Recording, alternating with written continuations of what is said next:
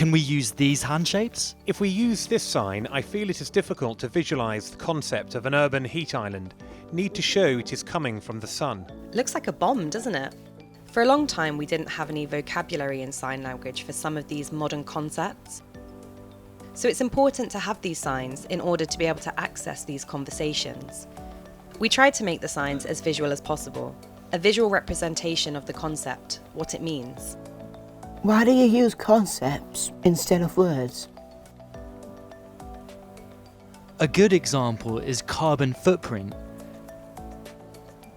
You see that word carbon? This is the sign for carbon, C, but footprint, this would be the sign for footprint, but actually it doesn't mean that in this context. So it's important to consider the actual meaning of the concept, because actually it means emissions, so we have the footprint being emitted from the sign carbon. And now we can add another term to that. We've got carbon, but now we can talk about carbon capture. It's exactly the same sign, but we're adding a new concept. So we've got the carbon emissions and then we're capturing them.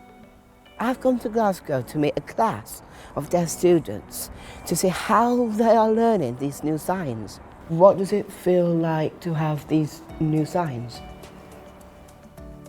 I think the new signs for climate change are really important for deaf people, as they help us understand scientific terminology through visual language. It's crucial that deaf people can grasp the exact meanings through these signs. Deaf people need to know what's happening in the world. While hearing people usually have full access to information, deaf people often face barriers to accessing the same knowledge. Yes, I'm worried about the changes in the weather, especially the extreme heavy rain flooding that's happening around the world. These events are concerning me. They're more aware and they're talking about the global issues. So hopefully, going forward, we can make an impact and make it more inclusive for the deaf pupils.